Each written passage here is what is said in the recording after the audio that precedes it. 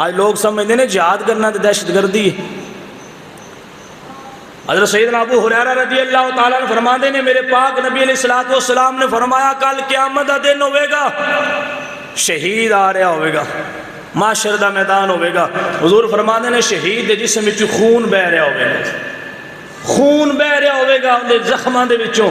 جتھے گولی لگی ہے، جتھے تیر لگا ہے، جتھے لاٹھی لگی ہے، حضور فرمایا انہاں زخماں دے وچوں خون بہ رہا ہوئے گا محشر دے میدان دے اندر۔ حضور فرماندے نے ویسے عام روٹین ہے، خون دی سمیل ہوندی ہے، بدبو ہوندی ہے، لیکن میرے پیارے محبوب نے فرمایا دنیا والیو شہید جدوں آوے گا محشر دے میدان وچ ان دے جسم وچوں خون نکل رہا ہوئے گا، اس نکلن والے خون دے نالوں وچوں اللہ تعالیٰ کستوری نالوں میں زیادہ خوشبو پیدا فرما دے گا۔ دوسرے حدیث پاک دے اندر حضور علیہ السلام نے فرمایا جدوں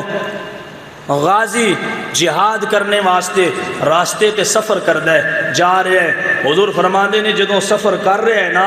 ان دے پیراں تے راہ جاندیاں ہویاں گھٹا پہ گئے،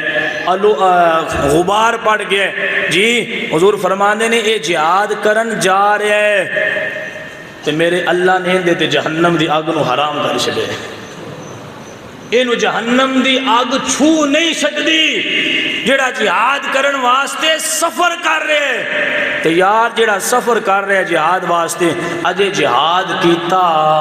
نہیں، اجے خالی جا رہے ادے تے حضور فرماندے اینو جہنم دی آگ نہیں چھو سکتی۔ تے جدوں جہاد وہ کرے گا تے جہاد کرنے والے نو جہنم دی آگ کی میں چھو سکتی۔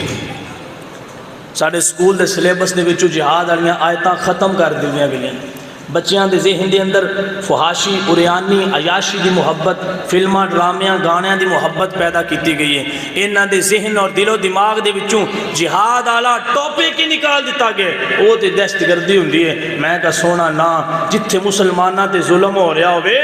اس ظلم نو روکن واسطے تینوں تلوار دا بھی استعمال کرنا پوے تے جو کیتا میرا رب تیرے تے بھی جہنم دی آگ حرام فرما دے گا، اللہ تینوں جنت عطا فرمائے گا۔